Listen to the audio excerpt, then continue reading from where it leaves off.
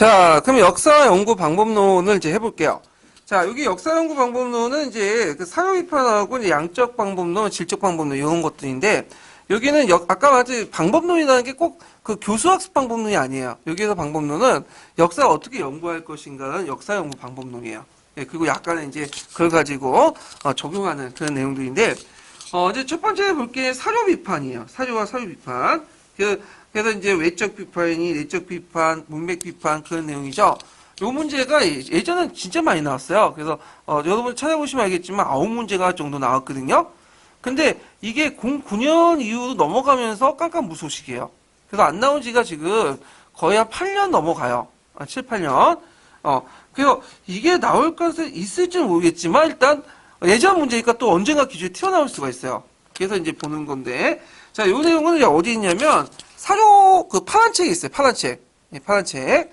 자, 그러면 사료와 이제 사료 비판 내용들 이제 보면 보통 사료의 개념과 종류에서 이제 사료 분류하는 기준이 세 가지가 있는데 이것도 같이 외워두세요. 성문성, 목적성, 동시대성이죠. 예, 성문성은 뭐냐면 문자로 썼느냐 안 썼느냐 문자 여부죠. 예, 그래서 문자 사료도 있고 비문자 사료도 있어요. 그런 것도 있고 그냥 목적성은 뭐냐면 후대에 남길 것을 예상하고 어떤 목적을 가지고 하느냐 안 하느냐. 예를 들어 스핑크스나 피라미드 같은 경우에 후대에 남길 목적으로 하는 거죠. 이걸 만들어서 이제 후대에 파라오의 영광을 보여주겠다. 이런 목적의식을 가지고 만든 데 반해서 그 당시 중석기 시대 때의 이제 패총 같은 거 있죠? 패총 아시죠? 네, 조개 먹고 이제 갖다 버린 쓰레기통. 그것은 후대에 이걸 남겨갖고 뭔가 생활상 유적지를 보여주겠다. 그런 건 아니죠. 남기다 보니까 거기에 온갖 쓰레기들이 있는 거야. 거기다 또 시체로 갖다 버렸고, 예. 그래갖고 이런 것들이 이제 일종의, 유물이 되는 거죠. 사료가 되는 거죠. 그러니까 우리가 이제 통상적으로 사료라고 하는 거는 이제 문자만 적히는 게 아니에요. 비문자 사료도 있고, 시체도 사료가 될 수 있어요. 왜냐면 조선시대 미다가 발견됐잖아. 그럼 미다가 발견됐는데 거기 내작을 보니까 뭐 그때 뭘 먹었고, 왜 죽었는지 그 자체가 뭐예요? 사료가 되는 거죠. 그러니까 화장 문화가 보급된 것에서 내가 안타까운 게 뭐냐면 죽은 후에 천년 후에 사람들이 우리 모습을 모으잖아. 몸뚱아리에다 좀 남겨둬야 되는데. 예. 자, 그 동시대성이 제일 중요해. 이게 제일 중요한 게 뭐냐면 1차 사료와 2차 사료를 구분하는 거야. 예. 자, 동시대성은 이제 예전에 이제 객관식 기초에 잠깐 언급되어 있었는데 예를 들어 이 기준이 뭐냐? 1차 사료, 2차 사료 기준이 쓰여진 시점에 동시대했을 때문에 1차 사료야. 근데 동시대가 아니라 후대에 만들어진 사료 있죠. 보고 들은 사료들. 이것은 2차 사료예요. 예. 그래서 이제 아래 담겨진 역사적 사실이 일어난 시점이 비슷한 시대에 쓰여진 유물이나 이런 것들이 1차 사료고, 그 다음에 이제 어떤 그 원료적 정보나 지식을 제공해주는 사료고요. 해석의 기초가 되고. 근데 좀 예외적으로 우리나라 같은 경우에는 학계 간습상 삼국유사와 삼국사기는 보통 준 1차 사료로 보고 있어요. 왜냐하면 그 전에 사료들이 지금 존재하지 않아요. 그래서 대개 이제 삼국유사가 그냥 그 김부식이나 이전이 뭐 내피셜로 만든 게 아니죠. 예, 나름대로 그 전에 고기라는 사료를 바탕으로 했죠. 지금 존재하지 않지만. 그래서 이제 1차 사료가 될 수 있다.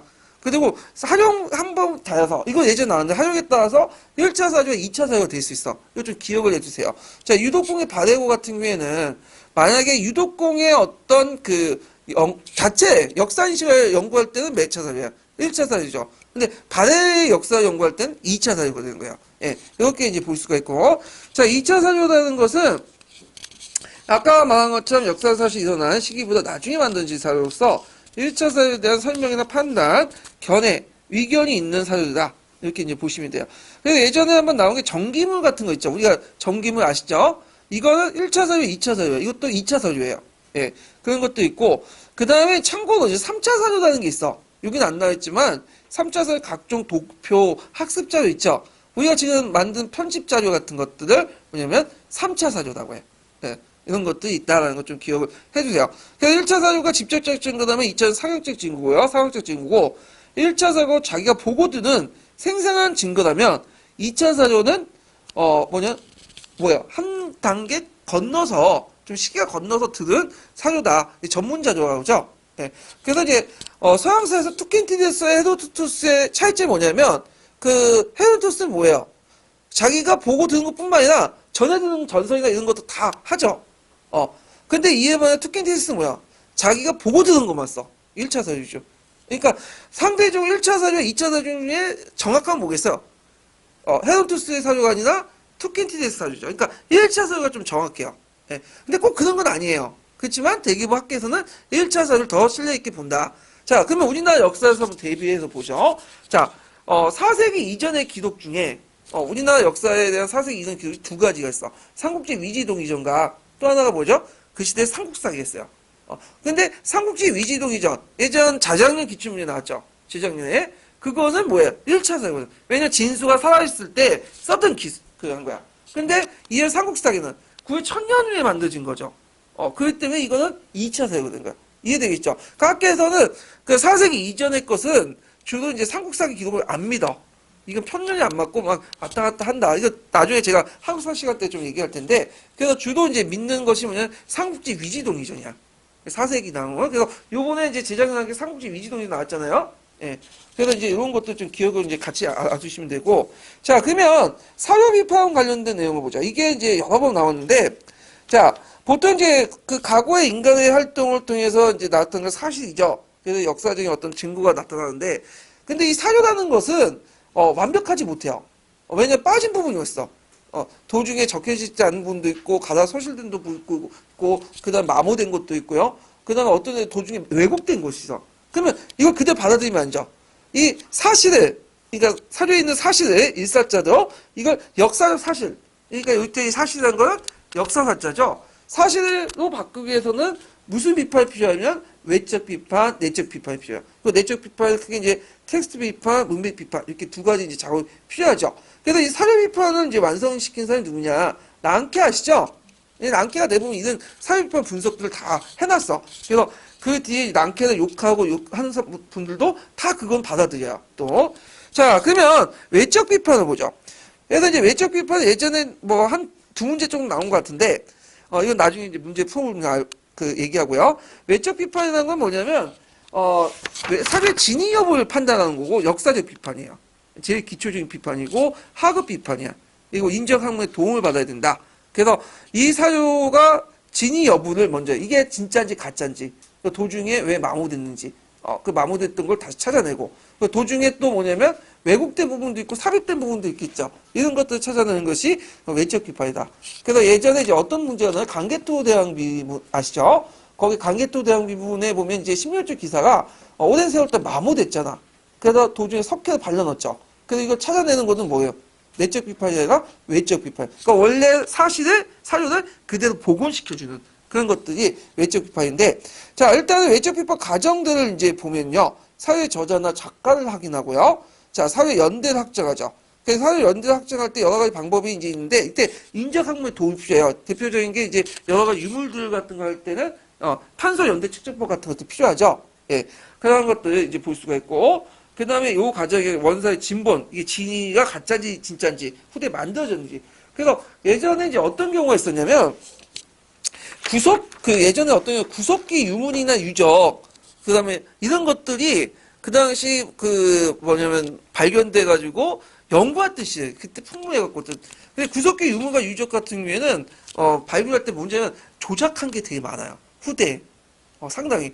그래서 예전에 그 일본 사람이 그거 와서 구석기 유물 조작해가지고 일본에 구석기 연대를 막 올려놨죠.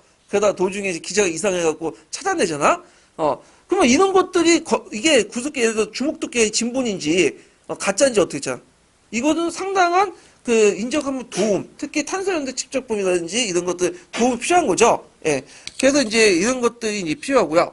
그 다음에 원사료가 있어도 이 원사료 시대에 지나면서 도중에 조작되고 위작되고 포절되는 게 있어.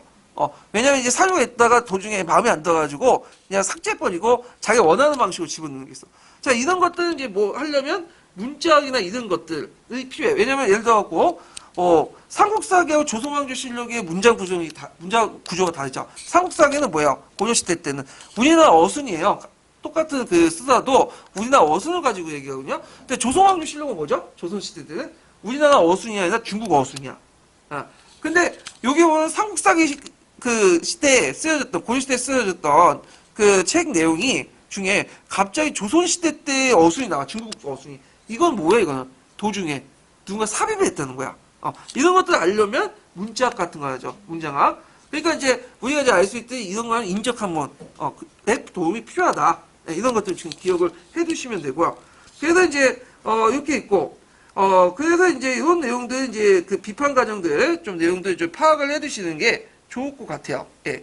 자, 그 다음에 이제 외적 비판이 끝난 다음에 한 게 뭐냐? 내적 비판이에요. 그래서 내적 비판은 이제 크게 소극적 의미와 적극적 의미, 그 다음에 이제 뒤에 보면 그 텍스트 비판과 문맥 비판, 이렇게 종류 두 가지 나올 수 있는데, 이제 그 소극적 의미와 적극적 의미는 이제 뭐냐? 이게 사용 내용 분석인데, 일단 소극적 의미 저자의 그 자격의 능력을 규명하는 거죠. 예. 그래서 이 사료를 썼던 그 저자가 신뢰성이 있는지 없는지 이걸 본 거야. 그래서 요거는 이제 어디에 연결되면 뒤에 그 텍스트 비판과 또 연결돼요. 이거는. 자, 그래서 이제 있고, 그래서 1번 서기가 그 뭐냐면 신뢰성이 없는 게 뭐냐, 저자가 어떤 의도로 쓴 거야. 1번 항시를 미화시키기 위해서 만든 거기 때문에 여기에 해당하죠. 능력과 자격이 없는 거죠. 이런 것들. 적극적 의미는 축자의 의미와 첨단의 의미를 아는 거. 자, 축자적 의미는 이제 뭐냐, 사전에 찾아보시면 알겠지만 글자 그대로 파악하는 거야. 근데 첨단 의미는 그 숨어있는 의미를 파악하는 거죠. 예를 들어서 어떤 사람이 나한테 너 참 잘났다 이렇게 말을 해요. 그러면 너 참 잘났다라고 말할 때 그러면 이게 잘났다고 이렇게 얘기한 거예요? 네가 얼마나 잘난 척하게 그런 식으로 얘기하는 거 비꼬는 의미잖아. 우리는 다 알고 있어 그 내용이. 근데 천년의 사람들이 이제 우리 사람을 봤어요. 너 잘났다. 그러면 우리가 이게 비꼬는 의미를 알 수 있을까 없을까? 모른단 말이야. 왜냐면 이게 시대가 너무 바뀌었기 때문에 의미를 잘 몰라. 그래서 아까 얘기한 것처럼 감정이입을 제대로 할 수 없다는 게 뭐냐면 그 시대의 의미와 이 시대의 의미가 뭐야? 너무 다른 거야. 이해될 수 있겠죠? 그럼 이런 걸 알려면 뭐야? 나한테 전문적인 지식이 있어야 돼. 그 당시 사료들을 볼 때. 자, 그 다음에 이제 뒤에 넘어서 또 어떻게 또 분류해 볼 수 있냐면 아까쯤에 이제 연결돼서 이제 테스트 비판하고 문맥 비판이 있어요. 그러니까 앞에 연거 그 소극적 의미와 적극적 의미 거의 테스트 비판에 들어갔는데 테스트 비판은 사회 신뢰성을 결정한 거예요. 아까 이제 이 사람의 그 뭐냐면 저자의 자격이 있는지 능력이 있는지 이런 것들 파악하고 그 다음에 이제 적극적 의미에 또 연결되는 게 사회의 의식적, 무의식적, 거짓된, 잘못된 내용, 가정, 말 이런 것들 파악하는 거야. 그러니까 사회 테스트만 보는 거야.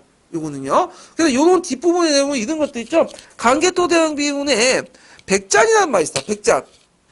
들어보셨죠? 백잔이라는 말을 듣 때, 이게 백잔이라는 것은 백제가 그 당시 사용했던 거예요? 아니죠? 왜냐면 그 당시 고구려인데 백제를 낮춰서 말하는 거야. 예. 그 다음에 거기 이제 강개토 대왕에 보면 그 아신왕이 이제 강개토 대왕한테 끌려가지고, 노객이 되겠다. 이렇게 했잖아. 노라는 거 쓰면, 이것은 노라는 거, 노비네? 그러면 아신왕이 노비가 됐겠네? 그 얘기 아니야? 고대 시대 때 노라는 의미는 뭐냐면, 자신을 낮춰서 얘기하는 거야. 노미란 뜻이야. 그래서 흉노라는 말 있죠. 흉노는 흉손 노미란 뜻이죠. 예, 이해되시겠죠? 그거 제대로 알려면 뭐야? 이런 그 텍스트 비판이 필요하다는 거죠. 예. 그래서 이 텍스트 자체는 이제 보는 거고 문맥 비판은 뭐냐면 콘텍스트 비판이라고 하는데 예. 텍스트에 차려진 그 시대적 환경, 주변의 시대적 환경을 보는 거야. 예. 그래서 이제 사유에 나타난 문맥의 진짜 의미를 파악하고 그 문장에 함축되어 있는 것을 넘어서 다양한 의미를 도출하고요. 그 다음에 사회문화적 환경을 유의한다. 그래서 예를 든 게 이제 현대와 관련된 건데 이런 게 있죠. 보통 그 전두환 시대 때 전두환 시대 때 누구야? 김대중이라고 부르지 않았어요. 뭐라고 하냐면 제야 인사라고 했어. 그러니까 신문에서 보도 지침을 내리잖아요. 87년에 보면 보도 지침 같은 거 있죠. 예. 그러면 어떤 인물을 지칭했든 제야 인사를 해라. 왜냐 김대중이가 지칭하는 그 순간 사람들이 김대중에 관심을 갖고 물론 김대중 좋아하는 사람도 있고 나빠하는 사람도 있죠. 그렇지만 서로 간에 싸우는 과정에서 정치의 중심이 누가 돼버린 거야? 김대중이 되는 거야 그냥. 그러니까 전두환은 그건 싫어했던 거야. 그래서 김대중이 미국에 이제 이 사람이 쫓겨났잖아 나중에. 그래갖고 이제 미국에 다시 우리나라 귀국할 때 한 제야 인사가 귀국했다 이렇게 표현한 거야. 무슨 말인지 알겠죠? 예. 그래서 이런 것들을 이제 이해하려면 사회문화적 환경도 이해되고, 예전에는 이제 강개토 대왕 비용은 관련된 내용 나왔어요. 그래서 강개토 대왕 비용 이해하는데, 그럼 뭘 이해해야 되냐?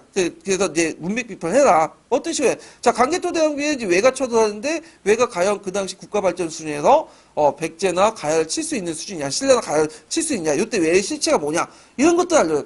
뭐야? 그 당시 어떤 그 일본의 역사나 한반도 둘러싸인 국제 정세를 다 알아야 되겠죠? 요런 것들을 아는 게 뭐예요? 문맥 비판이에요. 예. 그래서 예전에 이제 강개토 대왕 비문을 가지고 뭐 그 외적 비판, 내적 비판 그 하나는 문제가 나왔어요. 좀 약간 문제가 약간 예매하고 좀 광범위한데 그런 문제가 나왔다는 거 좀 알아두시고요. 자, 그 다음에 이제 사료학습 유의점. 요거 별표 2개 쳐놓으세요. 별표. 예전에 한번 시험 문제 나왔어. 참고로, 그 문맥 비판 나올 때 이거 얘기 안 했네. 그 문맥 비판 나올 때, 문맥 비판 자체의 개념을 물어보지 않아요. 그 기출문제 보시면 알겠지만, 어떤 사료가 주어지고 그 시대적 상황을 문맥 비판하라. 이런 문제들이 있거든요. 이건 나중에 이제 사료 보면서 이제 얘기하고요. 자, 거기 보면 사료에서의 유의점, 이거 외워두시고, 이거. 예전에 05년하고 09년에 기출문제 나왔던 거예요. 예. 자, 일단 그 내용을 보면 단순한 문장이 합축된 의미를 넘어서 사회문화적 의미를 해석해야 되고, 사료가 과거의 모든 정보를 담고 있지 않고 전하는 과거 불완전한 경우가 있다. 왜냐하면 사료 자체라는 것이 불완전해요. 빵꾸가 트는 게 많아. 그러다 보니까 뭐가 필요해? 역사적 상상이 필요하죠. 그래서 역사적 상상을 통해서 메꾸는 작업, 보관이나 삽입 같은 작업들이 필요하잖아요. 그 다음에 사료 자체를 그걸 또 검토했네. 왜냐면 사료 내용이 사람이 적기 때문에 사실과 견해를 혼용할 수 있어. 이게 사실인지 단순히 견해인지 그걸 혼용할 수 있고, 만든 사람들이 왜곡이 심해. 100% 믿으면 안 되죠. 그 다음에 그 사료를 내용을 인용하는 사람에 따라 또 달리 해석도 달리할 수 있죠. 예, 요 관련된 내용은 뒤에 이제 문제 풀어보면서 이제 파악하기도 하고요. 그래서 세 가지 꼭 외워두세요. 요거는요. 예, 시험 문제 나왔던 거니까 꼭 기억을 해두시면 될 것 같아요. 자, 그 다음에 이제 와인버그의 발견법 보죠. 자, 와인버그 발견법도 별표 정도 하나만 쳐놓으세요. 이게 안 나온 지가 05년이니까 벌써 10몇 년 전 얘기네. 예. 그래서 이거는 갈색 책에 있는 부분인데, 예전에 그냥 건너뛰려고 했는데, 최근에 또 갈색 책이 나오다 보니까, 또 여기 심심해서 또 낼 것 같아요. 또 숨어있는 걸 골라내서. 예. 자, 그러면 이제 발견법에서 와인버그 발견을 왜 하냐? 자, 아까 얘기한 것처럼 역사가의 할인이 뭐냐면, 그, 사료가 완벽하지 못하죠. 그러면 사료가 완벽하지 못하고 왜곡이 많잖아.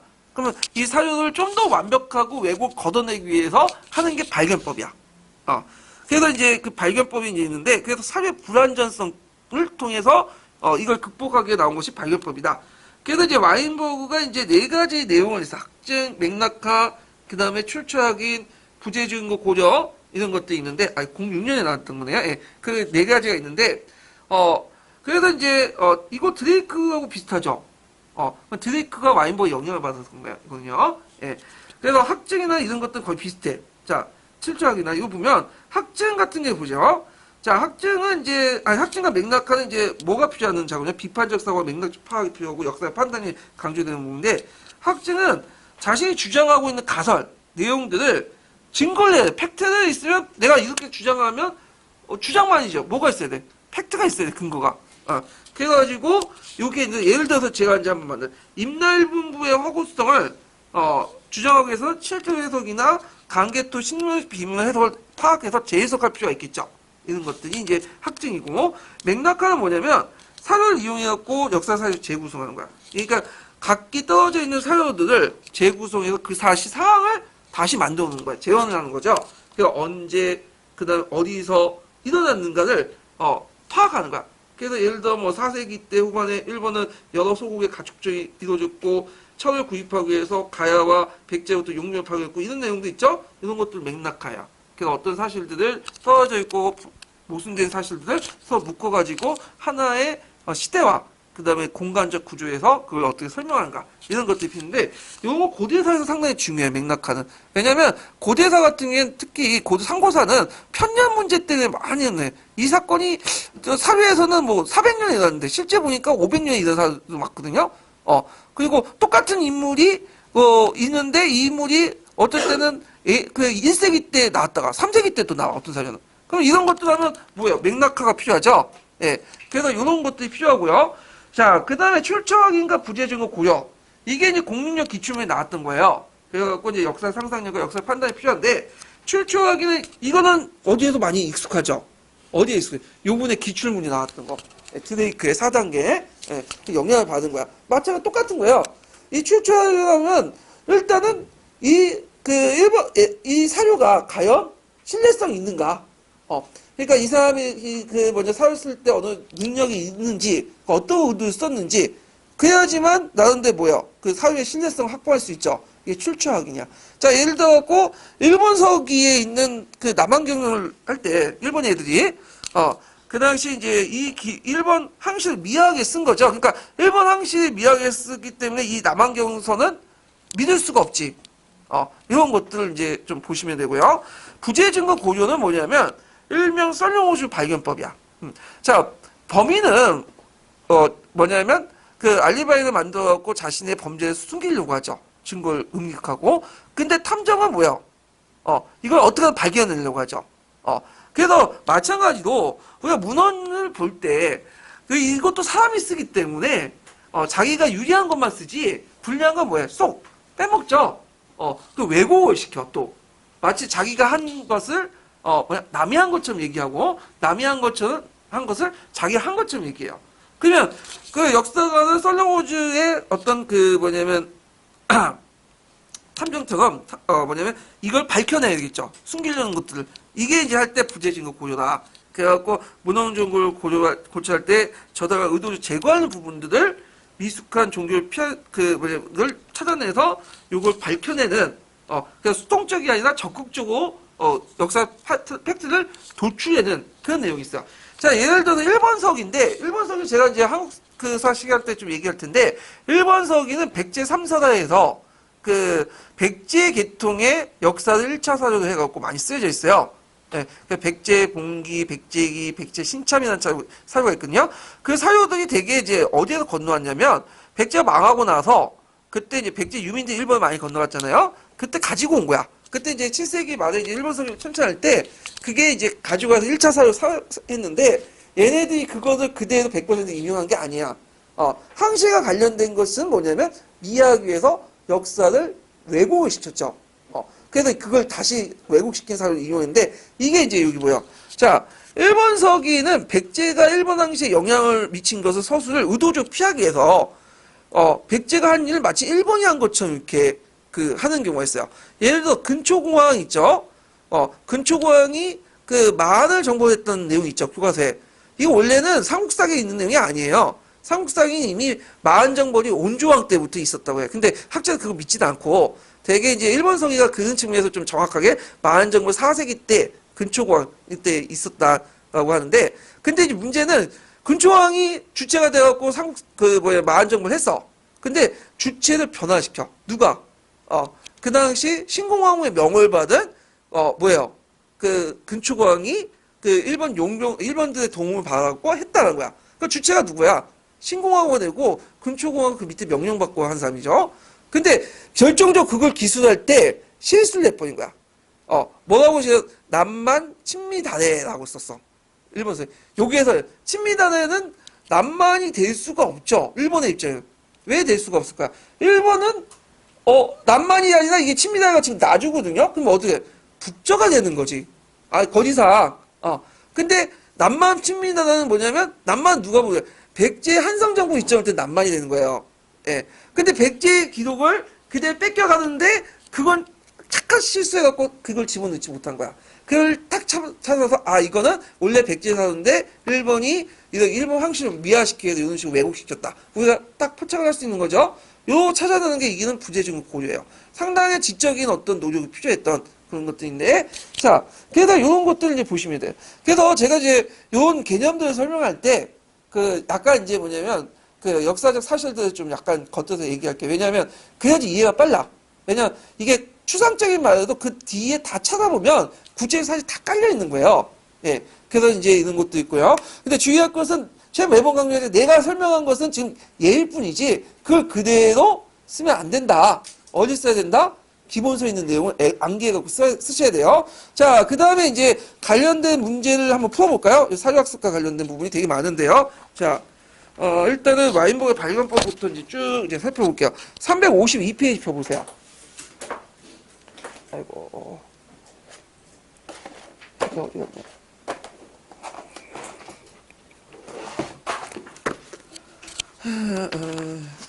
잠깐만요. 아, 이게 밑으로 내려갔네. 아, 이게구나. 아유.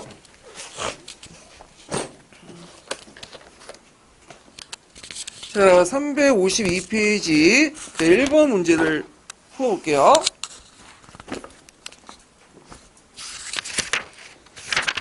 자, 다음 빈칸 가에 들어갈 말을 쓰고 밑줄 친 나의 의미를 쓰시오. 야, 지금 아까처럼 와인버의 발견법 관련된데, 자, 구성주 역사인식에 따르면 역사가 이미 알려진 결과부터 역사사를 재구성한다. 그래서 이제 구성주 쭉 나오고 와인버그가 쭉 나오면서 이제 그 있고요. 세 번째 단락을 보면 역사가들은 텍스트를 어떻게 읽을 것인가. 와인버그는 역사가들이 사료의 사실 발견하기 위해서 활용하는 학증 맥락화 가가 나빠졌죠. 이게 뭐야? 출처하기. 요번에 시험 문제 나온 거죠. 그러니까 모르면 그냥 무조건 뭘 쓰시면 돼요. 그냥 나 모르겠다. 그냥 출처하기 쓰시면 돼요. 4분의 1은 맞을 수 있어. 반은 맞을 수 있어. 반타점 할 수 있으니까. 그 다음에 여기 있고 나의 의미를 쓰죠. 부재 증거 고려. 그래서 부재 증거를 보면 아까쯤에 그 역사가 문헌적으로 고려할 때 저자가 의도적으로 빠진 부분을 고려해야 된다. 이거 쓰시면 되겠죠. 그래서 요것도 한번 시험 문제 나올 수 있으니까 안개 두세요. 예. 자, 그 다음에 2번 문제 볼게요. 이거 03년 그 공사 문제에 나왔던 건데, 자, 여기 보면 13세기 후반에 육로로 원에 가서 17년간 중국에 머물려다가 헤로도 귀국했던 마르코 폴로가 자신의 여행과 관련된 기록을 남긴 것을 최근에 발견했다. 그래서 새로 발견된 자료들을 사료로 활용해가지고 그 뭐냐면 사료를 활용해서 이제 그 뭐냐면 인정 항목에 도움을 받아 이 자료가 진본 또 원본 진위 여부를 따지는 거. 자, 요때 이제 진본 원본을 밝히는 것을 기획은 무슨 비판이라고 하죠? 외적 비판이죠. 외적 비판 쓰시면 되고요.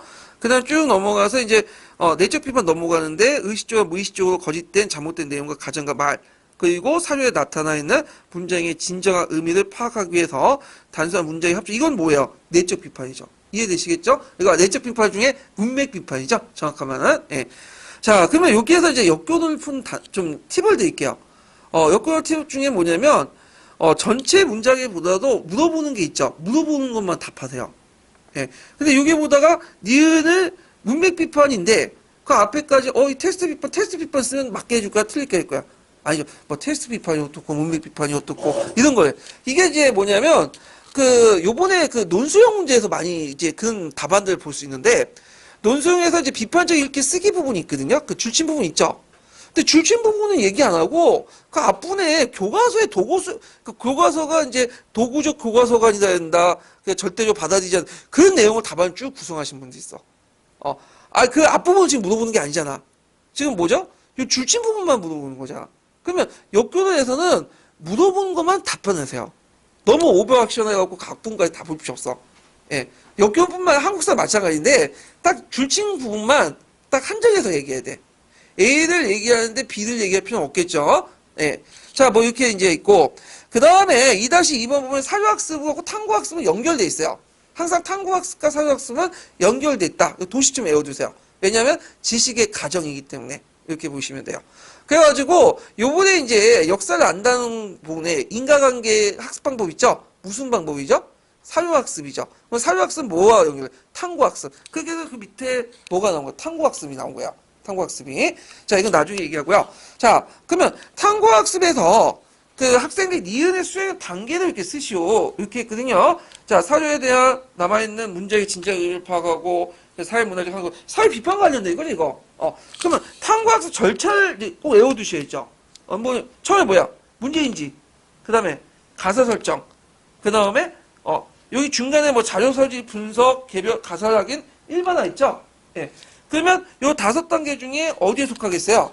자료 수집 분석과 가설 확인에 속하겠죠? 이해되시겠죠? 예. 그래서 탐구학습 단계 과정에서 그 3번째 단계와 4번째 단계 있죠? 요것이 사회 검증과 관련된 내용이야. 여기 사회 비판과 관련된.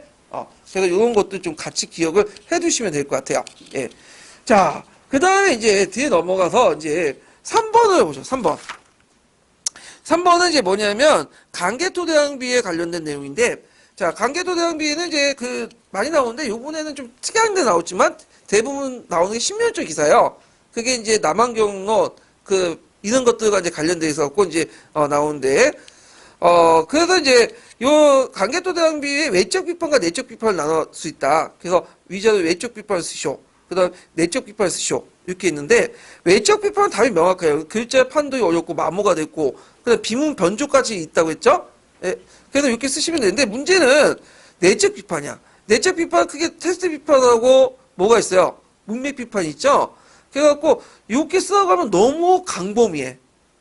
왜냐하면 이제 여러 가지가 나올 수 있죠. 뭐 각국의 발전 단계나 당시 국제 관계, 그 다음에 일본의 동향, 그 다음에 이제 또 뭐 텍스트 비판이면 뭐 그 당시 쓰여졌던 이제 뭐 일본석의 문제점 등등등등 이렇게 쭉 쓰여 있어. 그리고 그 다음에 백잔의 의미 뭐 등등등등등 되게 많거든요. 이거 할 때 이게 답이 명확하지가 않아가지고 진짜 고생했어요. 그래서 제가 03년도에 떨어진 게 있는데 제 병명 같지만 03년 문제가 너무 추상적이고 예매하고 너무 정확하지가 않아. 그래서 이제 제가 02년에 붙었는데 03년에 떨어졌거든요. 그래가지고 02년 2차 때는 떨어졌고 1차 때 붙었고 03년에 2차 때 1차 때 떨어졌는데 예매한 부분이 많아요. 그래서 제가 예상 답안은 적어놓긴 했는데 실시지도서 국정지도서 바탕으로 한 거기 때문에 실제 답안은 몰라 이거는요. 예. 그래서 역교동 같은 경우에는 명확하게 떨어지는 부분들은 쓸 수 있어요. 써야 돼요. 근데 이렇게 예매한 부분도 있죠. 이건 쓸 수가 없어. 진짜. 그러니까 요번에 이제 서경의 천도 문제처럼 누구나 다 쓸 수 있어요. 이거 누구 다 쓸 수 있죠. 근데 답은 누군지 몰라. 정확히 몰라. 이런 거는 채점할 때 뭐가 그냥 빵점으로 처리하시네요. 빵점으로.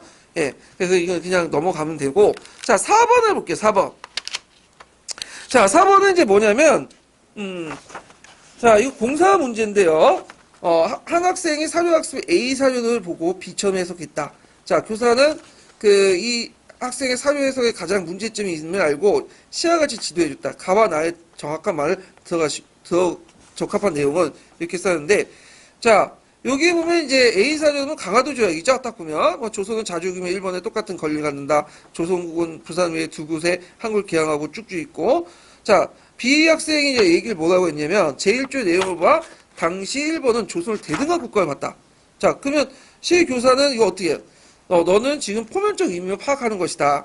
그러나 일본이 제1조로 규정한 것은 당시 국제관 공부할 때 청의 종주권을 부정해서 일본의 침략을 원하게 한 거다. 밑에 깔려있는 의미죠. 문맥이 파악이죠. 그 다음에 이렇게 사용할 때 포면적인 의미를 파악하는 그쳐서는 안 되고 뭘 해야 된다? 당시의 전반적인 국제상을 파악해서 문맥의 진짜 의미를 파악해야 된다. 그러니까 앞부분은 뭐예요? 문맥 비판의 구체 적용 관련된 내용이죠. 강화도 조약. 뒷부분 사전적 의미죠. 이렇게 보시면 돼요.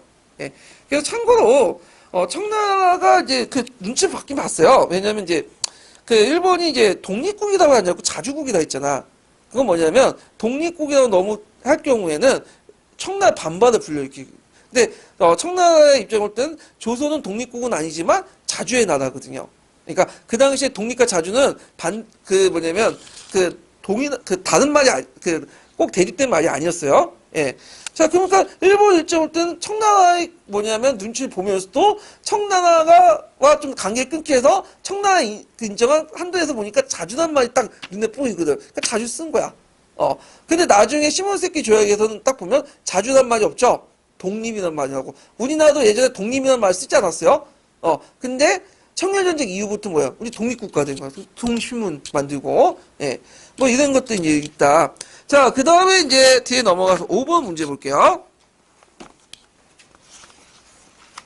자, 5번 문제는 이제 사료 비판을 할 때 이제 사료학습의 유의점, 이런 것들과 이제, 한데, 자, 뭐 강화도 조약이 있고, 자, 이 강화도 조약을 보고 이제 학생들이 각각 발표한 내용이에요.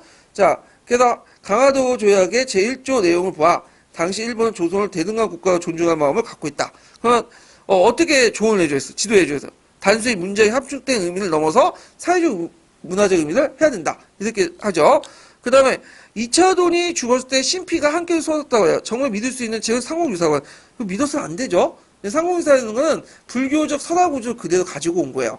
예, 그래서 이런 설화를 통해서 널리 유포시키면서 불교 공인을 많은 사람들에게 뭔가 신화적으로 포장하기 위한 거죠. 예, 그래서 이때는 이제 불완전한 경우가 있기 때문에 그대 믿어서 안 된다. 예, 이렇게 좀 기억을 해두시면 되고. 자, 그 다음에 모청에 대한 할색의 경우 고려사 해석과 신처 해석이 달라요. 이거 어떻게 해요? 사료는 이용하는 사람에 따라 달리 해석할 수 있다. 이런 것들을 이제 보시면 되겠죠. 그래서 아까 얘기한 것처럼 995페이지 사료에서 유의점 그거 그대로 쓰시면 돼요.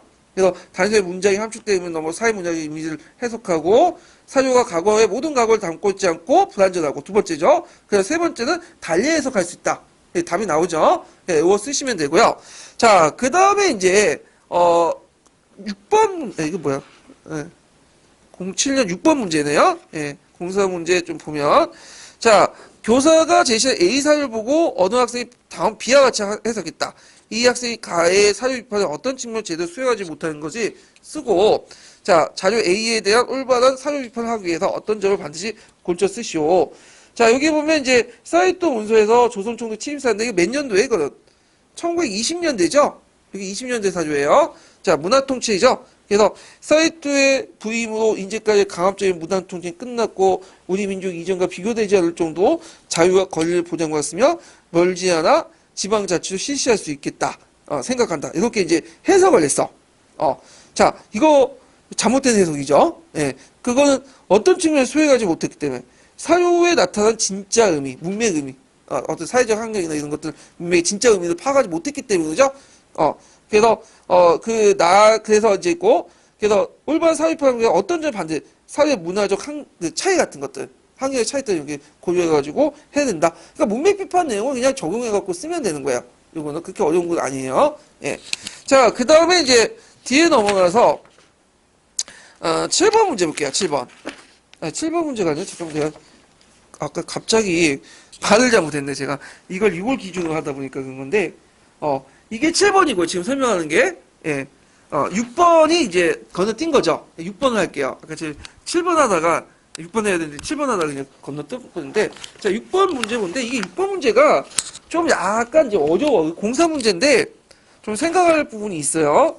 그래서 07년 이제 문제인데 가에 제시하는 문자 사료의 성격을 고려해서 나를 읽고 나에 드러나는 기억이 한 가지 쓰시오. 그리고 가에서 니에 도출할 수 있는 대목을 나에서 찾아서 한 줄 쓰고 그 의미를 해석할 관점 두 가지 쓰시오. 자, 여기에서 이제 좀 복잡한데 한번 잘 읽어보세요. 이것도 보면 한 가지 놓칠 수 있어요. 줄 쳐가면서 이제 보셔야 되겠죠. 일단 지금 몇 가지 물어보면 일단 자, 일단 문자사의 성격에서 나에 들어간 기억의 의미죠. 하나죠. 그 다음에 가에 니에 도출할 수 있는 대목을 나에서 찾아 자, 두 개, 세 개 뭐가 있죠 지금 관점 두 가지 해갖고 이제 보는데 자, 나에서 이제 드러난 기억의 의미 민중의 인식세계와 집단적 열망. 그러니까 문자사료에서 이제 민중의 인식세계와 집단적 열망이 나에서 어떻게 들어가니 일성록에서 나온 건데 자, 그 당시 일성록의 사료가 언제 쓰여졌죠 일단? 정조 비슷한 시기니까 거의 18세기 후반에서 19세기 이후에 쓰여진 사료죠. 원래 일성록은 정조가 세손 시대부터 개인일고 썼던 거예요. 그러다가 이제 정조가 이제 왕이 되고 나서 국가의 공식 기록물이 된 거야. 이게 그 왕의 일지죠. 물론 왕이 쓴 건 아니에요. 그 밑에 이제 그때부터는 그 밑에 신하들이 썼겠죠. 근데 일성록은 그 당시 조선 후기 특히 말기 부분에 어떤 그 사회경제적 내용들이 많이 담고 있어요. 그래서 사료 가치가 높은 그 사료거든요. 자, 그러면 나에서 민중들의 인식의 세계에서 잘 볼 수 있는 게 어떤 것을 볼 수 있냐? 거기에 옷차림은 신분의 기초에 나타난 것이다. 그래서 이때 상민과 천민들이 도표를 쓰고 마치 조종의 관리나 선비와 같다. 그리고 진실로 한심스럽기 짝이 없다. 심지어 시전상이나 군역을 지는 상민들까지도 소 양반이라 부른다. 뭘 볼 수 있죠? 전체 사회 볼 때? 민중들의 어떤 의식이 있어요? 신분상승의 욕구. 이런 것들을 볼 수가 있겠죠? 예. 자, 그 다음에, 나를 읽고 이제 이렇게 한 가지 썼고, 그 다음에, 가의 니은에 도출할 수 있는 대목을 나에서 찾아서 한 줄인을 써라. 그래서, 여기에서 이제 가의 니은. 사료의 내용에 담긴 다양한 의미가 있다. 여기에서 의미는 뭘까요? 이거 대목은 시전상이나 그다음 군역을 짊어지고 있는 상인들이 서로 뭐라고 한다? 양반이라고 하죠. 양반이라고 여러분들 알다시피 조선시대 뭐야? 하나의 이제 신분의 의미죠. 세상의 신분의 의미. 아이고. 근데 요게 서로 양반이라고 해. 요걸 쓰시면 되겠죠, 이 대목을. 그럼 그때 양반의 의미가 뭐냐? 관점 두 가지.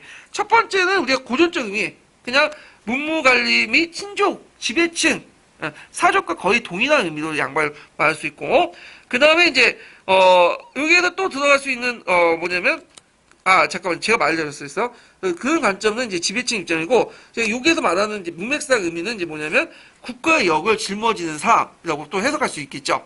예, 왜냐 양반이라는 자체가 뭐예요? 원래 국가의 역을 짊어지는 사람 다 양반이었어요, 그 당시에는. 예, 그래서 이렇게 있고, 세 번째는 뭐냐면 단순한 호칭이죠. 이 양반 저 양반. 지금도 뭐냐면 식당 가보면, 이거 이렇게 초고했네. 식당 가보면 저보고 사장님이라고 해요. 예, 사장님한테 저는 사장님 된 적이 없거든요. 회사를 운영한 적도 없고. 근데 그냥 사장이라고 해. 그 다음에 이제 식당 가면 이제 뭐냐면 여자분들이 아줌마들 볼 때 언니 그러잖아. 언니 고모. 언니 고모 아니죠 이게? 예. 그래서 이런 의미 그냥 호칭에 불과하다. 여러 가지 해석할 수 있죠. 문맥 관리나 이런 것들 해석할 수 있고 국가 역을 짊어질 수 있고 다양한 해석인데 답은 정확히 몰라 저도요. 예. 그 다양한 의미로 이제 해석할 수 있다. 예. 이렇게 이제 보시면 되는데, 자 이거 이제 쓰시면 되고, 자 그 다음에 7번 문제 볼게요. 7번. 자 7번은 이제 교사가 제시한 A 사료를 보고 어느 학생이 B와 같이 해석을 했다. 자 학생이 가의 어떤 측면을 제대로 수행하지 못한 것인지 쓰고 나의 A 사료에 대한 올바른 사료 비판하기 위해 어떤 점을 반드시 고려할 것인지 쓰시오. 이런 내용들이 있거든요. 자, 그러면 여기에서 이제 물어본 걸 이제 답변하면 잠깐만요.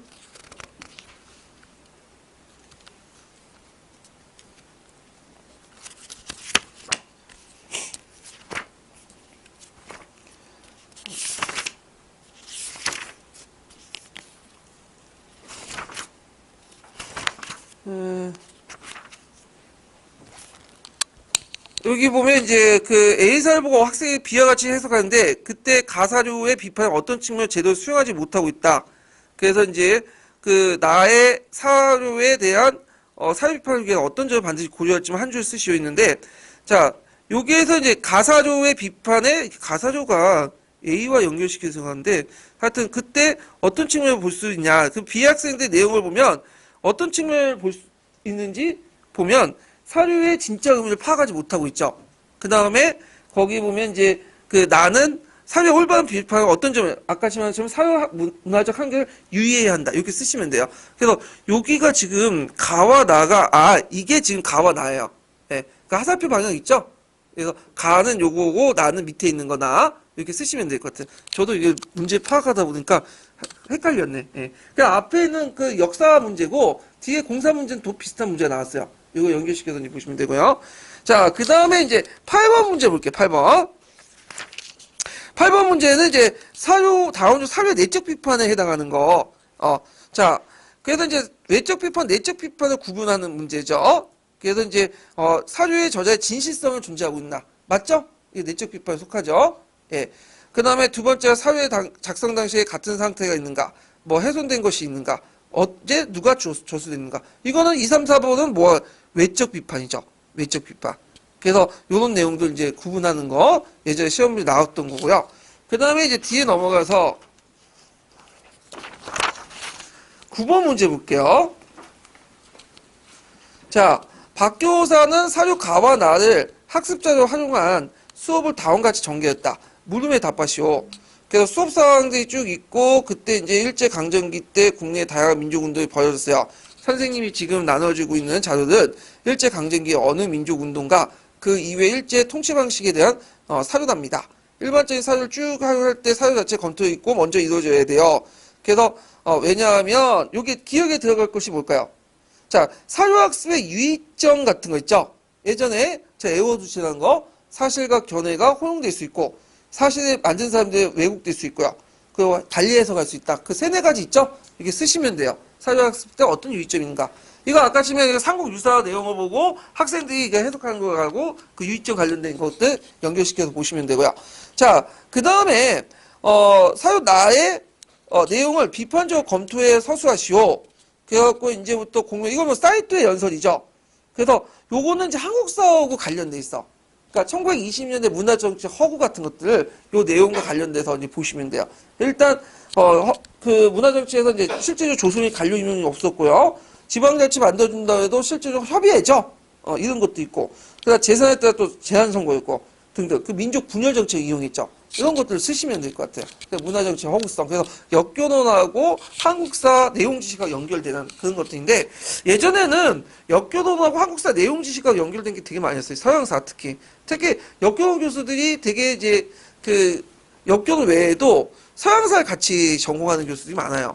그래서 서양사 예문들이 많이 나오죠. 한리차랑 사단처럼. 예. 근데 이제 요런 그 예문만 이용하지 실질적으로 역교론 물어보더라고요. 그러니까 서양사 역교론을 같이 혼합해가지고 물어보거나 다른 내용 지식과 물어보는 건 요즘에 안 나오고 그냥 역교론만 좀 나와요. 예문만 그 다른 데서 꺼집어내갖고 쓰는 경우가 많죠. 그런데 예전에 그런 것들이 좀 있었어요. 자, 그 다음에 요게 사유학습 유용성을 써라. 자, 사유학습 유용성은 그 당시에 09년 때니까 이제 남색책에 있는 내용 쓰면 안 되고요. 노란 책이나 파란 책을 주로 이제 했겠죠. 파란 책에 있는 내용 쓰시면 돼요. 그래서 이제 사실과 견해를 구분한다. 그 다음에 지식의 생성 과정, 경험, 균형적인 시각을 양성할 수 있고, 과거에 대한 질문을 자극하고, 해답을 제공하고, 역사적 사실의 해석과 견해를 달리하거나, 다른 역사 인식을 보여주는 사를 비교함으로써, 비교학습을 할 수 있다. 등등. 이렇게 네 가지 쓰시면 돼요. 요거는 이제 사료 부분 할 때, 사료학습할 때 같이 살펴보기도 하고요. 자, 그래서 이제 이렇게 해서 사료 비판과 관련된 내용을 쭉 한번 살펴봤어요. 자, 그래서 이제 있고, 뒤에 넘어가서 이제, 뭘 보냐. 이렇게 했으면, 연구방법론을 이제 볼게요. 연구방법론.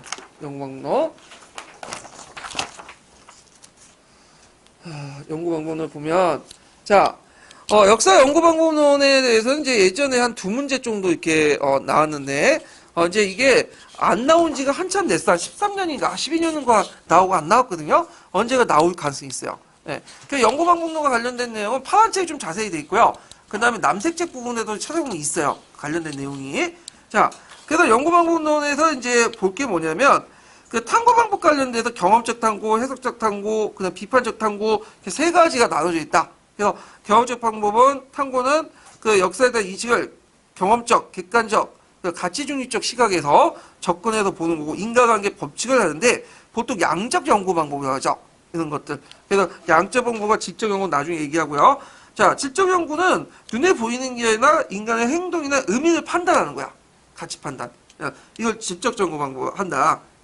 그래서 이제 이렇게 이제 구분을 하시면 되고, 그 다음에 이제, 경험적 탐구나 해석적 탐구에서 주의할 건 뭐냐면, 우리가 이제 그 양적 연구는 가치가 개입되지 않고, 해석적 탐구는 가치가 개입된다고 이렇게 하잖아요.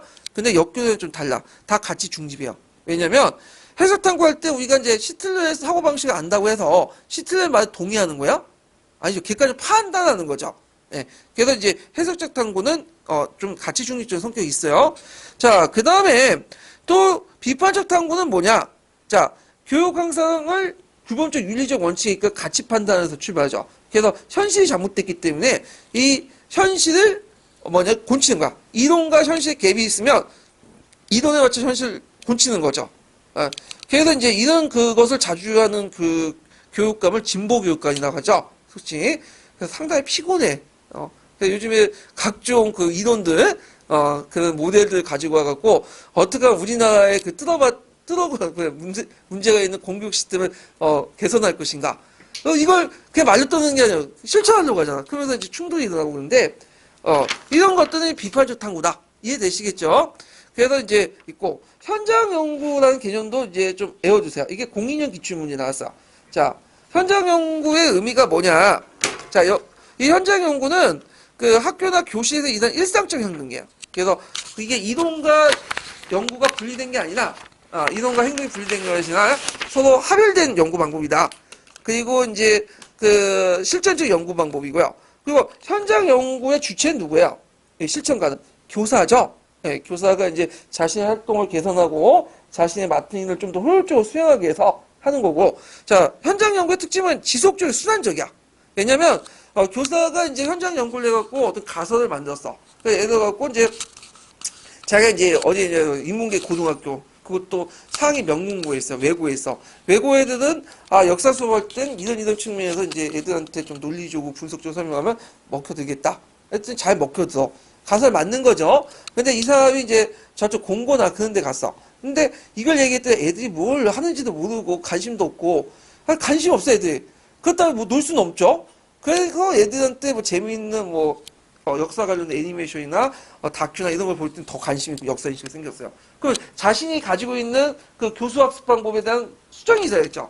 그래서 참 이렇게 순환적으로 계속 지속적이야. 현장에 따라서 바뀌는 그런 특징을 가지고 있다. 이런 것들 있고요.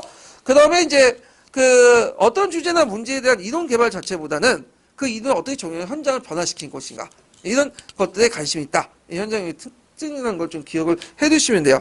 그래서 이제 현장 연구의 방법의 유형으로서 이제 그 밑에 보시면 뭐 문헌 연구, 사대 연구, 실천 연구 등등 있는데 한번 각자 보시고요. 뒤에 넘어가서 이제 제일 많이 나오는 부분이 뒤에 그 997페이지 질적 방법론과 양적 방법은 뭐냐 이 차이점을 물어보는 부분이 많이 나와요. 그래서 이제 보시면 자 거기에 이제 질적 방법론과 양적 방법론을 제가 그 표로 정리를 했어요.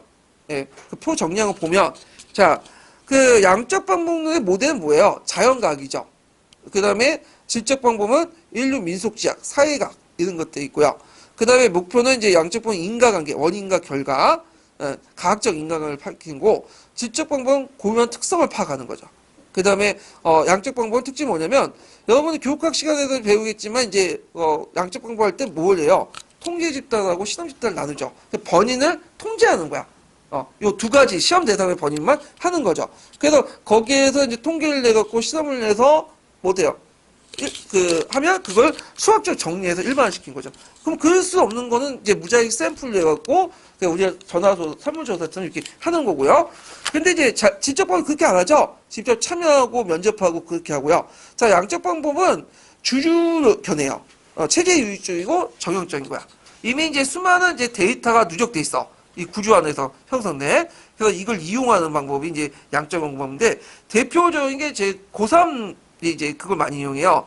고3 보면 이제 거기 예전에 우리 있을 때는 그런 게 없었는데 이름도 이제 고3 다니면 재작년에는 다 까먹었네. 그 프로그램이 있어. 대교에서 나온 프로그램이 있는데 거기 보면 이제 얘 성적을 입력하잖아. 내신을. 그 내신을 입력하면 얘가 갈 수 있는 내신 갈 수 있는 학교가 쫙 떠요. 그리고 최저 등급이 뜨고, 요런 것들은 어떤 거야? 이미 수많은 통계와, 데이터 누적됐기 때문에 수학적 정리해서 뜨는 거잖아? 이런 것들은 이제 양적 방법론이죠. 근데 이걸 이제 해가지고 하는 게 있는데, 그래서 이제 되게 양적 방법론은 이제 추정한 건 이제 현실을 인정하는 거. 입시교육, 현재 입시를 최저 인정하고. 그래가지고 그걸 와서 어떻게 하면 얘들 어떻게 효율적으로, 그러니까 적은 그 성적을 가지고 어떻게 하면 좀 더 좋은 학교 갈까? 이런 걸 연구하는 거죠. 입시 전문가들이. 근데 질적 방법은 뭐냐? 얘네들 뭐냐? 체제를 인정하자. 이게 입시 교육 잘못됐다. 내신이나 수능이나 이런 것들은 점수 따기 공부에 불과하다. 나 그거 싫다 그거야. 그래서 나는 이제 그거 그냥 벗어나서 저 산골짜기에 들어가갖고 무슨 학교를 만들어갖고 대안학교를 만들어서 입시 교육을 완전 단절한 다음에 내 나름대로 교육을 만들겠다. 교육 세계를 구현하겠다. 이건 뭐가 되는 거예요? 질적 방법론이죠. 이렇게 하면 이건 체제 이탈적이죠. 그 다음에 좀 저항적이죠. 그래서 이런 특징이 있다. 그래서 예전에는 주로 양적 방법이 주였는데 교육 연구에서 최근에는 질적 방법이 먼저 조금씩 부상이 됐다. 이렇게 이제 보시면 돼요. 자, 그다음 활동은 그 양적 방법 아까 일반화된 모델을 만들고 양적 수치를 하고 근데 질적 방법은 주로 이제 내면적인 보기 때문에 수업 관찰, 뭐 녹화, 면담 이런 것들을 하고요. 그다음에 양적 방법은 자연과학 모델이 역사 인문과학이 접합하지 않다는 문제점이 있어요. 비판점은. 그 다음에 이제, 질적 방법론은 타당성, 객관성이 상당히 부족해요. 이걸 이제 연성 방법론이라고 하나? 그 앞에 경성 방법이라고. 연성 방법론인데, 객관성, 타당성 되게 적어요. 왜냐면, 이게 진리 객관성을 추구할 필요 없기 때문에 그런 것도 있겠지만, 이게 좀 절차나 이런 것들 인정하지 않기 때문에, 이런 것들이 뭐냐면, 많이 부족하다는 거죠. 그래서 이걸 볼 수 있는 게 예전에 박근혜가 예전에 대통령 막 그 선거했을 때, 그러니까 문재인하고 막 선거를 했을 때, 다운에 가보면, 다운 댓글에 보면, 그 마치 문재인이 대통령 된 것처럼 이렇게 얘기해요. 근데 막상 뭐냐면 설문조사를 해버리면 어떻게 돼요? 문재인이 아니라 박근혜가 앞섰거든. 그러니까 박근혜가 앞선 거는 양적 조사로서 나눈데 뭐야? 객관성이 있죠. 근데 거기 밑에 있는 이제 댓글이나 그 수 있죠. 빅데이터를 이렇게 분석을 한 거, 실적 분석 뭐야? 이건 상당히 주관적이야. 왜냐 그 집단들 원래 다운에 들어간 집단들 뭐야? 상당히 좀 진보적이고 그런 성격이 많죠. 예. 그래서 있고. 그래서 이 사람들 뭐 되게 부정하더라고. 이게 통계 못 믿겠다. 통계 일치됐죠. 요번에 대통령 선거 때 통계 못 믿겠다고 이제 반대측에서 주장을 했는데 그래 됐잖아요. 예. 근데 이거 왜 이런 현상이 나왔어? 그 세계에 들어가면 자기들끼리 무리가 있으면 어떻게 해요? 자기들의 논리와 정서에 빠져버리는 거야. 그러니까 이런 방식에서 이게 뭐냐면 지적 방법론에 따라서 객관성 확보할 수 있을까 없을까? 없겠죠. 예. 그런 것들 이제 좀 기억을 해두시면 될 것 같아요. 그래서 이제 연구 기법을 좀 살펴보면 양적 연구 방법은 이제 뭐가 있냐? 실증주의, 과학적 연구, 행동주의, 실험 연구 다 양적 연구 이런 많이 들으면 그다음에 자연과학 연구 방법을 통해서 객관적 지식을 얻으려고 했고 그다음에 교육의 어떤 행위와 가정 결과를 예측하고 통제하고 있고 그다음에 딱딱하게 이제 굳어졌죠. 명확하고 그때 이걸 경성 방법론이야. 근데 물렁물렁한 방법론을 뭐라고 하죠? 영성 방법론 반대측의 반대 그 방법론이죠. 자, 질적 연구에서 애워둘 게 있어요. 꼭 암기해둘 거. 예전에 시험 문제 나오는 게 자, 질적 연구 종류수라고 나올 수 있어요. 예전에 14년 기초가 관련돼 갖고 자, 인류학 해석학적 연구, 탈실증주의 연구, 자연주의 연구가 질적 연구 방법의 종류예요. 근데 여기에서 좀 눈여볼 게 뭐냐면 예전에도 이게 오답으로 나왔는데 자연주의 하니까 자연주의 네이처 이렇게 생각하잖아. 그러면 자연 뭐죠? 이건 양적 이렇게 생각하거든요. 근데 이게 자연이라는 것은 그 의미의 자연이 아니에요. 그냥 자연스럽게 한다는 뜻이야. 그래서 거기에 이제 참여자가 뭐 통제 집단 뭐 이렇게 나누지 않고 자연스럽게 참여해가지고 면접을 통해서 참여 관찰을 통해서 어떻게 돼요? 자연스럽게 아는 거죠. 이게 자연주의 방법이야. 그러니까 자연주의 방법론에서 우리가 네이처 뭐 이런 의미의 자연이다 생각했고 저쪽 그 양적 연구 방법에 생각하면 안 돼요. 이거 예전에 기출문에 나왔던 건데 자 그다음 질적 연구 방법은 이제 교육공상과 상이한 관점의 의도를 가진 인간 사이의 상호행위를 보아 행위자 입장에서 역사 교육을 이해하는 방법이고 객관적인 측정 도구가 참여 관찰과 면접 조사를 통해서 할 수 있다. 예. 그러면 아까 말한 것처럼 객관적 타당성 일반화가 가능성이 상당히 빈약한 경성이 아니라 물렁물렁한 연성 방법이죠. 예. 그렇기 때문에 객관성을 확보하기 힘들어요. 예. 이런 것들 좀 기억을 해두시면 돼요. 자, 그러면 연구기법 이렇게 한번 살펴봤고, 그럼 관련된 이 기출 문제를 한번 좀 볼게요. 자, 357페이지 잠깐 펴보세요. 357페이지.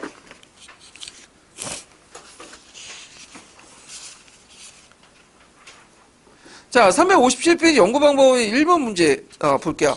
자, 사회과학 연구방법 중에 해석학적 연구방법의 특징을 해당한 거죠. 해석학적 특징은 이제 간접론에서 나온 건데 양적의 질적이요. 이 질적 연구방법이죠. 그럼 질적 연구방법에 관련된 내용은 당연히 2번밖에 없겠네요. 예, 답이 딱 2번 보이죠? 자, 그리고 경험적 자료를 개량할 분석한 1번은 양적이고 그 개념의 조작적 정의가 필요하다.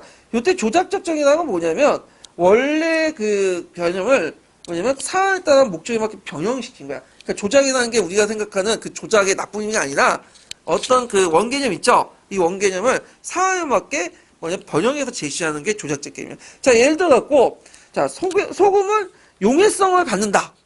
어렵잖아. 왜 애들에게 그거 알려주면 좀 힘들죠? 그걸 조작을 해야 돼. 애들 수준은. 소금을 물에 넣었더니 녹는다. 이게 조작적 정의야. 네. 그 다음에 이제 이런 내용들 이제 보시면 되고, 자, 그 다음에 4번 같은 경우에는, 사회 현상에 대한 뭐 일반적 법칙, 이건 양적 법칙이죠? 양적 방법론 이렇게 보시면 되고요. 자, 그 다음에 뒤에 넘어가서 이제 2번 문제 볼게요. 자, 밑줄 친 가의 연구 방법이 무엇이라고 하는지 쓰고, 그 다음에 어떤 교사가 조선전기 3사의 기능을 설명할 때 비교 방식의 교수 내용 지식을 사용한다면 다음 설명에 이어진 나의 설명 내용을 쓰시오. 그래서 요거는 약간 이제 연구 방법, 역교론하고 한국사가 이제 결합된 건데, 자, 가해 연구 방법. 수업 현장에 대한 참여 관찰이나 기록, 그다음 면담, 녹음이나 녹화를 토대로 해야 된다. 이거에 대해서 이제 두 가지 의견이 있어요. 현장 연구다. 그 내용이 있고, 또 한편은 질적 연구 아니냐. 그런데 정확한 답은 저도 잘 모르겠어요. 그러니까 현장 연구와 질적 연구 중에 답은 하나긴 할 텐데, 있고, 그 다음에 이제 여기에서 나의 교수 내용 지식에서 뭐 유추, 비유, 대조, 비교, 예증 여러 방법이 있다. 교수 내용 지식과 관련된 거죠. 그래서 나를 이제 설명해 보시오. 그래서 정사에 대한 논의를 하거나 관리를 같이 하는 역할을 하는 조선 정치기구는 사원부, 사관원, 홍문관이 3사라고 하는데 고려에도 3사가 있죠. 근데 고려의 3사와 조선의 3사는 달라. 고려의 3사는 언론 감찰기구, 대강 기능을 하죠. 근데 조선의 3사는 고려의 3사는 뭐죠? 전국의 화폐와 곡식의 출납을 담당해요. 이게 다르죠. 완전히 업무가. 예. 이런 것들 이제 좀 보시면 될 것 같아요. 그래서 이제 있는데 이렇게 이제 쓰시면 되고. 자, 그다음에 이제 여기 보면 어디야? 그다음 문제 13년 문제 볼게요.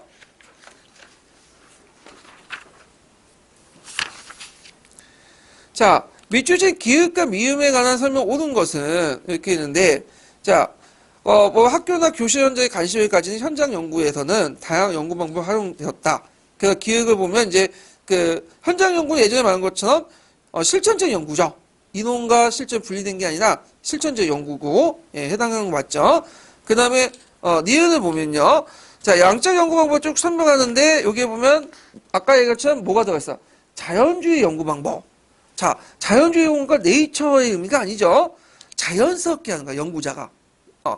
그러면 이거 뭐예요? 질적 방법. 여기에서 이제 함정을 파는 거죠. 예, 그래서 자연주의 연구 방법이라고요. 연구자와 교사, 이 내용은 맞는데 양적 연구 방법이 아니라 질적 연구 방법이에요, 이거는. 예. 그 다음에 행동주의 연구 방법. 이거는 질적 연구 방법이 아니라 양적 연구 방법이죠. 행동주의는 여러분들 알다시피 행동주의 심리학 아시잖아요. 자극을 줬더니 반응이 툭툭 튀어나오는 거. 그래서 이제 파워풀 개 시험처럼 이제 개한테 맨날 먹을 거 주면서 종소리 막 했더니 종소리만 들어도 뭐야? 침을 흘리잖아. 예. 그래서 여러분들 공부하실 때 행동주의 연구 방법 되게 중요해. 그래서 여러분 자극을 주잖아요. 그다음에 독보 반응이 튀어나와야 돼. 그만큼 안개 필요해요. 이거는요. 자, 근데 요거는 아니고요. 그러면 여기에서 이제 나올 수 있는 게 뭘까요? 양적 연구 방법과 질적 연구 방법에서 나올 수 있는 거는 어느 게 양적 방법인지, 그다음 어느 게 질적 연구 방법인지 각각 한 가지 두 가지 쓰시오. 이게 나올 수가 있겠죠, 문제가.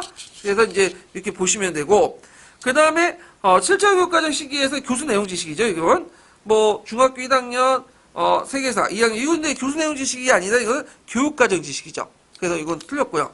그 다음에 이제 요게 이게 제일 문제가 됐던 건데 미음의 역사교육의 교사 인지 특성이 있는데 인지 특성을 구성한 내용이 뭐냐 요거예요 지금.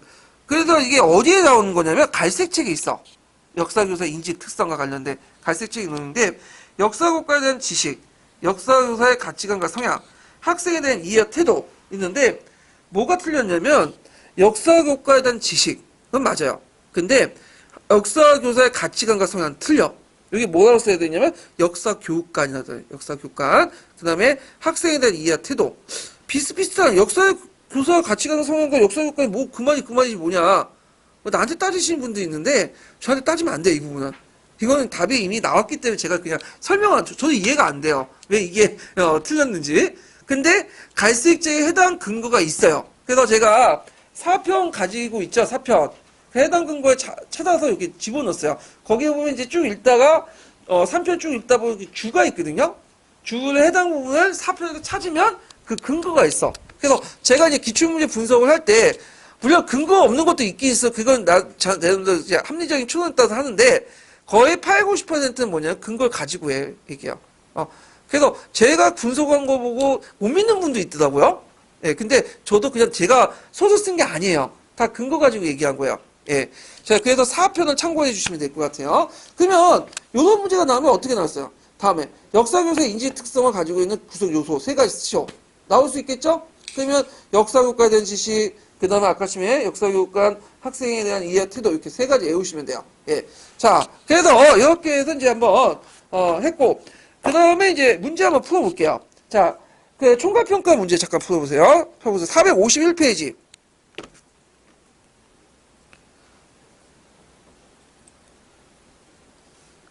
451페이지, 61번 문제 볼까요? 예. 61번인가? 잠깐. 61번인가? 잠깐만요. 61번 맞네요. 예. 자, 요 문제는 제가 그 18년도에, 요번 연도에 이제, 작년이네, 요번에 이제 넘어갔으니까요. 예. 작년에 이제 냈던 문제예요. 그래갖고 이제 풀어보면,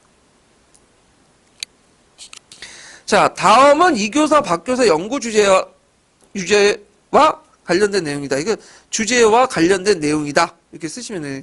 관련된 부분. 이렇게 좀 집어넣으시고. 자, 작성 방법에 따라서 답안을 제시해 보시오.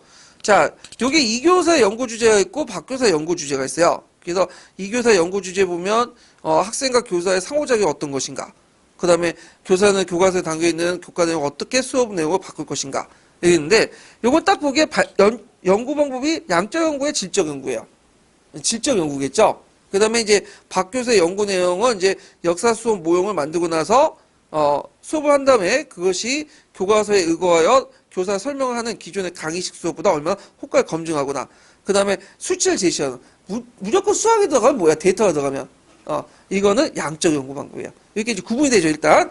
자, 그러면 이 교사가 주체로 연구하기에 필요한 연구 도구 세 가지 쓰시오. 자, 방법도 세 가지. 어워스, 수업 관찰, 수업이나 녹음의 녹화, 수업 상황 정사 등등등을 전사 뺏기는 거죠. 네, 이런 것들 기록하는 거, 이런 것들 쭉 쓰시면 돼요. 예. 그러면 여기에서 이제 있고, 그 다음에 박 교사가 양적 연구를 할 때 문제점을 발생할 수 있는 게 두 가지가 뭐냐. 자, 그래서 여기 내용을 교과서 활용하는 수업의 연구가 아니라 교과서 서술 내용 자체 연구라는 점에서 현장 연구에 거리가 있다. 그러니까 교과서를 활용하는 내용을 해야지 교과서 서술 내용은 현장 연구가 아니죠. 이거는 이거는 그냥 현장 안 해도 저기 대학원에 가갖고 할 수 있는 거예요. 대개보 대학원의 그 석사 논문들 상당수가 이런 논문이에요. 교과서 분석 비판. 이게 제일 편한 것 같아요. 예. 그래서 이거는 아니죠. 외형적 양적 연구 형태를 띠고 있지만 대부분 엉성한 주제와 가설로 구성되어 있고, 그다음 근거도 미약하고 연구 절차나 방법에 대해서 미약하다. 등등등. 그래서 이런 것들 쭉 쓰시면 되는데, 요거는 제가 꾸며서 쓴 게 아니에요. 파란색 예문까지 다 있는 걸 그대로 뺏긴 거예요. 그래서 파란색 내용들을 좀 기억을 해두시면 되고요. 자, 그러면 여기 보면 이제 마지막 문제 보면요. 자, 이 교사, 박 교사의 연구와 공통적 관심을 가지고 있는 내용 두 가지 써보고 연구의 주체가 누구인지 말해보시오. 예. 그래서 이제 구체적인 공동 관심, 현장 연구의 내용을 쓰면 되겠죠. 그래서 연구자 자신의 활동을 개선하고 자신이 맡은 일을 효율적으로 수행하는 데 관심이 있고, 그 이윤을 적용해서 교육 형제를 변화시키는 데 있다. 그때 이 주체자는 누구죠? 연구 주체는 교육 실천가, 교사죠. 이렇게 쓰시면 돼요. 예. 그래서 요거는 약간은 이제 현장 연구하고 질적 연구, 그 양적 연구 방법론을 좀 플러스 시킨 다음에 약간 적용하는 거 있죠. 거기 아까 치면 박 교사 연구 방법 문제점 있죠? 이런 것들을 같이 적어놨어요. 예. 그래서 있고, 이거는 제가 이제 예문 만들었지만, 문제 만들었지만 파란 책에 있는 내용 그대로 해가지고 정리해 놓은 거예요. 자, 그래서 이제 이렇게 보시면 되고요. 그래서 이렇게 제가 이제 그 유사 문제 이렇게 풀어보는 것은 뭐냐면, 여러분들이 적용력도 높이고, 기출에 대한 인식을 좀 명확한 그 뭐냐면 기억을 높이기 위한 거죠. 예. 그리고 그 제가 이제 공부본에서 지금 얘기했지만, 뭐 형성평가나 총괄평가나 진단평가 풀어보면, 우리가 그 뭐냐면 그때 당시 못 풀었던 거 있죠. 그게 한이 남나 봐. 머릿속에 딱 남아. 그게 문제 풀면서. 그러면서 자동으로 암기가 돼. 그렇게 암기된 거는 그냥 이렇게 책 보면서 주저하면서 쓴 것보다는 훨씬 더 암기력을 더 높일 수가 있는 거죠. 그래서 공부방법에서 이런 것들 잘 참고해서 공부해 주시면 될 것 같아요. 예, 오늘 이제 보니까 이제 거의 끝났고, 예, 여기에서 이제 끝나고 다음 시간에 뵙겠습니다. 예.